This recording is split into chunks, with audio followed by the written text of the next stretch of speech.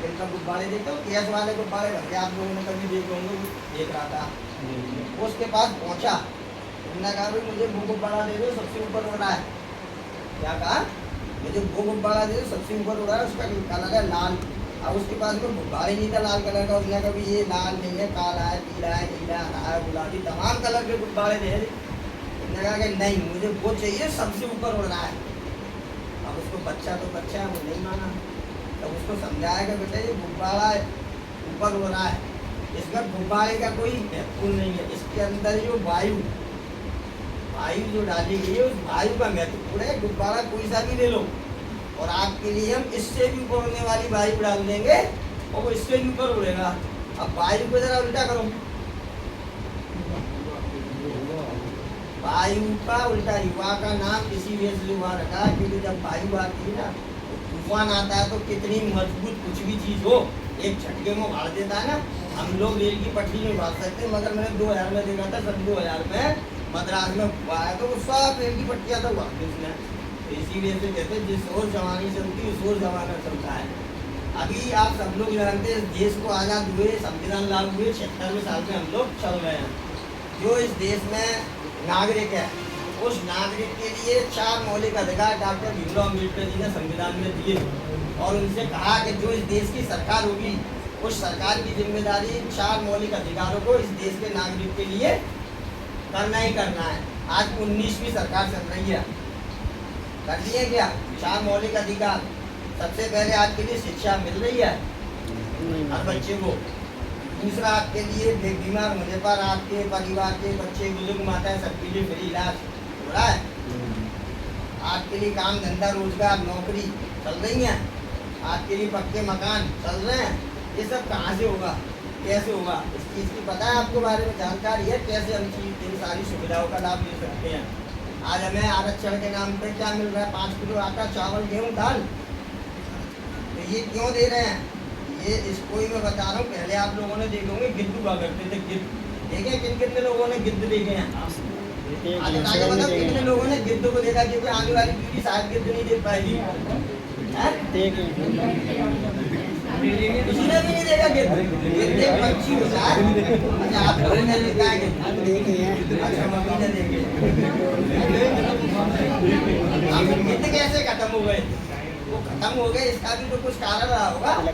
उसका कारण ये रहा, जब वो गिद्ध आप जानते हो मांस खाते थे, जब मांस खाते थे तो इन लोग वालों ने समझा गया कि मांस एक जगह पे ढेर बनाने लगे। जितने भी गिद्ध उड़ते थे वो शिकार करके खाते थे, जितने भी गिद्ध शिकार करने के लिए उड़ते थे, जब उन्हें मांस मिलता था तब उनका पेट भरता था। फिर फैक्ट्री मालिकों ने वहाँ पर वो मांस का ढेर बनाना चालू कर दिया। धीरे धीरे धीरे धीरे धीरे धीरे गिद्धों को आदत खत्म हुई उड़ने की, शिकार करने की। तो सब वहीं खाते, वहीं पड़े रहते, वहीं रहते। तो ये उस नस्ल को देखते हुए, उस खत्म करने वाली विचारधारा को देखते हुए आज हमें वो गिद्धों की बातें देख रहे हैं जिनको 5 किलो आसन दे दो, ये अपना बोलना छोड़ देंगे, ये आवाज़ उठाना छोड़ देंगे। तो आरक्षण के नाम पर सिर्फ 5 किलो आटा मिल रहा है, कोई मिल रहा है और कुछ भी मिल रहा है आपको। जैसा बताया उन्होंने दीपावली क्या मिलेगा, सारी चीज़ें, बहुत सारी बातें, बहुत सारी आपके बीच में आते रहेंगे, करते रहेंगे। आज समय की थोड़ी कमी है हमारे बीच में, हमारे सीनियर पदाधिकारी भी, आप उनको भी सुने। जय भीम, जय भारत, जय संविधान। युवा मोर्चा के मंडल प्रभारी सौरभ कुमार चित्तौड़ जी, इनसे लूँगा बोलते हैं बात करें। सभी को जय भीम। मेरा नाम सौरभ कुमार चित्तौड़ है, मैं आगरा से हूँ। मैं आगरा मंडल का प्रभारी हूँ। जो 4 ज़िले हैं, आगरा, मथुरा, फिरोजाबाद, मैनपुरी, इसका मैं मंडल प्रभारी युवा मोर्चा से हूँ। युवा मोर्चा की टीम को मैं नेतृत्व करता हूँ। मैं बहुत बहुत आपको शुभकामनाएं और बधाई देता हूँ कि आप जो इतनी मेहनत कर रहे हो। मैं AC देख रहा था, AC भी नहीं है। संघर्ष आप काफ़ी कर रहे हो, लगा हुआ है, उतना काम नहीं कर रहा, पर फिर भी आप संघर्ष कर रहे हो, बहुत अच्छी बात है, बहुत अच्छी बात है, बहुत अच्छी बात है। AC भी है तो भी अच्छी बात है, 4 AC है तो भी अच्छी बात है। पर सब लोग दिल पे हाथ रखो, जाति को दूर करो अपने दिमाग से, धर्म को दूर करो और दिल पे हाथ रखो। कितने लोग हैं जो कह सकते हैं मेरी नौकरी लगेगी? पता है, मुझे पता है, सब नौकरी के लिए ही पढ़ते हैं। अच्छा मेरी बात अच्छी नहीं लग रही तो मैं बिल्कुल स्पष्ट कह रहा हूँ, मैं जा सकता हूँ, ये बहुत ज़्यादा ऐसा नहीं है, मैं जा सकता हूँ, है ना। तो आप प्लीज़ हंसो मत, क्योंकि मैं भी स्टूडेंट रहा हूँ, मेरे परिवार में भी स्टूडेंट है, मेरा एक इंटर कॉलेज है, ITI कॉलेज भी है ना, आगरा में, मैं अपने ही स्कूल से पढ़ा हूँ। तो कितने लोग हैं सच बताओ कि कह सकते हैं कि हम नौकरी ले लेंगे? नौकरी ले लेंगे। एक हाथ में हाथ खड़ा करना चाहता हूँ, कौन ले लेंगे? मतलब और लोग क्यों पढ़ रहे हैं जब ले नहीं पाएंगे? तो जितनों ने हाथ खड़ा करा सच में दिल पे हाथ रखो, जो दीदी ने भी बात करी और जो देश का माहौल चल रहा है कि नौकरियां सरकारें देती हैं, अभी दिमाग में से निकाल देना कि नरेंद्र मोदी जी किसी जात के हैं या किसी धर्म के हैं। आपसे दिमाग में ये रखना कि इस देश में नौकरियों का निकालने का जो अधिकार है वो सरकारों के हाथ में है। और आपसे पहले भी मेरे परिवार में भी कई लोग अच्छी पढ़ाई करके, मेरे परिवार में कोई बिजनेसमैन नहीं है, सब पढ़ने वाले लोग हैं, उनका मामा था वो सब अच्छी पोस्टों पे हैं। सच बता रहा हूँ, उनके बच्चे नौकरी वाले नहीं है। पढ़ाई उन्होंने भी बहुत अच्छी करी है, मेरा भाई भी B.Tech है, मैं भी B.Ed हूँ, ITI हूँ, और नौकरी नहीं है, नौकरी मिलेगी भी नहीं। आप जिसकी मनसा आपको देने की नहीं है तो आप कोई भी परीक्षा पास कर लो, आपको अगर उसको नौकरी नहीं देना तो वो नहीं देंगे। नौकरी लेना है, जितना आप पढ़ाई की तरफ ध्यान दे रहे हो उतना नहीं, उससे 20% ध्यान अगर तुम शासन सत्ता की तरफ ध्यान दोगे, जो नौकरी देता है उस गद्दी पे कौन बैठा है उसकी तरफ ध्यान दोगे, उस गद्दी पे जाते कैसे हैं उसकी तरफ ध्यान दोगे, तभी आपको नौकरी मिल सकती है। मैं उदाहरण बता रहा हूँ, कितने लोग मायावती जी को जानते हैं? कितने लोग मायावती जी को जानते हैं? मायावती जी भी आपकी तरीके से पढ़ रही थी एक जगह, जब अपने घर पे वो पढ़ रही थी तो वो तैयारी कर रही थी IAS की। जैसे आप चाह रहे हो कि मैं अपने घर का नाम रोशन करूंगी या करूंगा, वो भी चाह रही थी कि मैं अपने घर का नाम रोशन करूंगी और लोगों की समस्याओं को सुनूंगी, मैं अधिकारी बनूंगी, DM बनूंगी, SSP बनूंगी, कलेक्टर बनूंगी। उनके बीच में मान्यवर काशीराम साहब आए। मान्यवर काशीराम साहब को कितने लोग जानते हैं? काशीराम साहब जब आए उनके बीच में तो उनको बताया, मैं आपको राजनीति की तरफ नहीं ले जा रहा, मैं आपको नौकरी की तरफ ही ले जा रहा हूं, पर नौकरी का जो रास्ता खुलेगा वो आपका राजनीति में जब आप इंटरेस्ट लोगे तभी आपका वो रास्ता खुल सकता है। मायावती जी जब पढ़ रही थी तो उनको मान्यवर साहब ने कहा कि आप IAS की तैयारी कर रहे हो, बहुत अच्छी बात है, पर अगर आप राजनीति में आओगे, राजनीति में इंटरेस्ट दिखाओगे तो जिस चीज की आप तैयारी कर रहे हो, जब तुम DM SSP कलेक्टर बनोगे, मैं तुम्हें ऐसा बना दूंगा कि DM SSP कलेक्टर आपके पीछे होंगे, और जिस काम को करके आप अपने परिवार का पालन पोषण करना चाहते हो, अपने समाज की सेवा करना चाहते हो, मैं वो चीज आपको दे दूंगा कि आप एक जगह नहीं, आप पूरे देश और प्रदेश के अंदर अपने लोगों का भला कर सकते हो।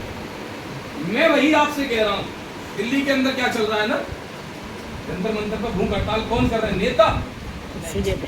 कौन है वो? पढ़े लिखे युवा, और बुरा मत मानना, हमसे ज्यादा हाई एजुकेशन वाले युवा भूख हड़ताल कर रहे हैं कि हमें नौकरी दे दो। सरकार को बिल्कुल भी फर्क नहीं पड़ रहा, एक शब्द नहीं सुनने को तैयार है वो। इसीलिए क्या मतलब है, कितनी भी शिक्षा ले लो, जब सरकार नहीं चाहेगी आपको नौकरी नहीं देना तो वो नहीं देगी। अगर बाबा साहब का ये स्लोगन आपको लिखा है, शिक्षा वो शेरनी का दूध है जो पिएगा सो फाड़ेगा, शिक्षित तो आप हो रहे हो। कांग्रेस जनता पार्टी को भी अब शर्म आई है, अब अकल आई है कि अब जंतर मंतर पे जाके धरना देना है। 10 साल उनको वोट दे के, उनको नेता बना के, उनके बेटों को नेता बना के उनको सब कुछ दे दिया। आज अकल खुली जब उनकी पेट्रोल बंद होने लग गई, उनकी गाड़ियां बंद होने लग गई, उनके घर मकान बिकने लग गए, उनके बिजनेस बंद होने लग गए। आज समझ आई है कि हमारे ऊपर विपत्ति आ गई है। विपत्ति तो 2014 से ही आ गई थी, जब इस देश में अडानी और अंबानी आए और पूरे जो गवर्नमेंट जितने भी सेक्टर हैं उसमें प्राइवेटेशन शुरू हो गया। बर्बादी तो तभी से शुरू हो गई थी, पर हमारे लोग शांत थे, क्योंकि वो जो आग लगी थी वो ऊपर लगी थी, अभी नीचे नहीं आई थी। आज नीचे आज आ गई है आग। इस आग को अगर बुझाना है तो शिक्षा शेरनी का दूध है। शिक्षित तो हो गए हो, और बाबा साहब ने कहा कि संगठित भी होना है। मुझे अच्छा लग रहा आप सारे लोग हो, और मैं इसीलिए और खुश भी हूँ कि जितने लोग अगर इस देश में ऐसी सरकार को चाहते हो जो आपकी बात करे, तो दीदी ने जैसा बताया कि आप भाई के मैनिफेस्टो को पढ़ना। भाई कितना संघर्ष कर रहे हैं, उनके हाथ में कलम नहीं है, उनके हाथ में अभी बहुत बड़ी सत्ता नहीं है, और सांसद हैं अकेले पूरे देश के अंदर अगर आवाज उठा रहे हैं तो वो है भाई एडवोकेट चंद्रशेखर आजाद। अगर आप कोई भी कहे कि ये जातिवादी व्यक्ति है, एक ही व्यक्ति की बात उठाता है, तो मुझे बताओ कि उन्होंने किस व्यक्ति की बात नहीं उठाई। पूजे समाज की बात कौन उठाता है? भाई चंद्रशेखर आजाद। दलित समाज की बात कौन उठाता है? भाई चंद्रशेखर आजाद। मुस्लिम समाज की आवाज कौन उठा रहा है? भाई चंद्रशेखर आजाद। किसानों अगर जब दिल्ली के अंदर धरना प्रदर्शन कर रहे थे, कौन मिलने गया? भाई चंद्रशेखर आजाद। महिला खिलाड़ियां जाति की नहीं होती है, खिलाड़ियां किसान जाति के नहीं होते हैं, उनकी आवाज को बुलंद करने गए भाई चंद्रशेखर आजाद। कैसे कह सकते हो वो भाई जातिवादी है? नहीं, ना अम्बेडकर जातिवादी थे, ना काशीराम जातिवादी थे, ना भाई चंद्रशेखर आजाद जातिवाद है, ना उनके लोग कोई जातिवाद है। हम सब लोग हैं भाईचारा बनाने वाले व्यक्ति। हम चाहते हैं कि आप सब लोग, हम सब लोग एक हो जाएं, क्योंकि आप भी हमारे छोटे भाई बहन हो या बड़े भाई बहन हो, आप और हम सब लोग समस्याओं में, परेशानियों में, तकलीफों में, क्योंकि मेरे घर में भी छोटे बच्चे हैं। तकलीफ आज आपको हो रही है, जब मेरे बच्चे बड़े हो जाएंगे तो वो भी रोएंगे, परेशान होंगे, आत्महत्या करेंगे, फांसी लगाएंगे, मुझे तकलीफ होगी। मैं वो काम कर रहा हूँ कि मैं अपने बच्चों के लिए, परिवार के लिए कुछ करके जाऊंगा। तो जितने भी युवा हो, आप पढ़ो, 8 घंटे बिल्कुल पढ़ो, पर हर दिन 1 घंटे विचार करना, सोचना। मैं बाबा साहब का जो दिया हुआ संविधान है वो गलत हाथों में चला गया है। रेल बेच दिया ना, रेल बेच दिया ना, सड़कों पे किसकी गाड़ियां चल रही है? गवर्नमेंट की नहीं चल रही है, सारी सड़कों पे गाड़ियां प्राइवेट बसें चल रही है। नगर निगम में सबसे छोटा सा डिपार्टमेंट जैसा होता है, नौकरी कौन सी होती है उसमें से? सबसे छोटी सफाई कर्मचारी की। कौन करता है उसको भर्ती? Private sector. मतलब तुम इस छोटी सी नौकरी को एक उद्योगपति से लेने जा रहे हो, पर बाबा साहब ने नौकरी संविधान में दी थी, और उसने अडानी और अंबानी को बेच दिया पूरे देश को, और तुम्हें उसके पीछे खड़ा कर दिया 10-10 हज़ार की नौकरी होकर। सच बताना, झूठ मत बोलना। कितने बीटेक वाले हैं जो 10-10, 15-15 हज़ार की नौकरियां करते हैं? सिविल वाले 15,000 में आ रहे हैं। कितने ऐसे लोग हैं जो IIT हैं, सब कुछ अच्छा कर रहे हैं, और कोई रिक्शा चला रहा है? कितने बीएड वाले हैं, कोई कौन सी मजदूरी कर रहा है, कोई खेत में काम कर रहा है। मैं नहीं कह रहा मेरी पार्टी को सपोर्ट करो, पर मैं इसीलिए कह रहा हूं मेरी पार्टी को सपोर्ट करो क्योंकि इस देश के अंदर अभी हमारी पार्टी नहीं है, तब वो इतना संघर्ष कर रही है। जितनी पार्टियां थी, सत्ता में रही, उन्होंने कोई भी ऐसी बात आपके में नहीं रखी, वो सिर्फ अपनी बात करते थे, चाहे वो पुरानी पार्टी कोई भी क्यों ना हो। भाई अकेले संघर्ष कर रहे हैं, चाह रहे हैं कि वो आपको एक अच्छा उज्जवल भविष्य दे सकें। मैनिफेस्टो आप इनसे ले लेना।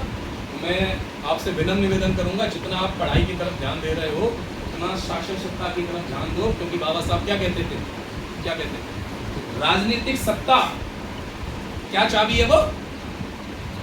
बाबा साहब को कितने लोग जानते हैं, पढ़ते हैं? राजनीतिक सत्ता क्या है वो? हमारी पार्टी के लोग ही बताएंगे। राजनीतिक सत्ता क्या है? नहीं पता। देखो कितनी, मतलब बाबा साहब को पता, मुझे अच्छा लग रहा फोटो लगा। बाबा साहब ने बोला राजनीतिक सत्ता वो मास्टर चाबी है। मास्टर चाबी क्या होती है?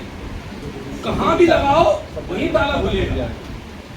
आपकी अगर बीमारी है ना, तो राजनीति में आओ, राजनीतिक सत्ता में आ गए ना, तो आप अपने मोहल्ले को पूरा हॉस्पिटल में तब्दील कर दोगे।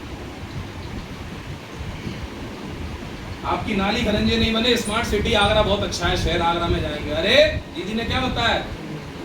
विधायक बदल दो, इसको आगरा शहर से अच्छा बना सकते हो आप।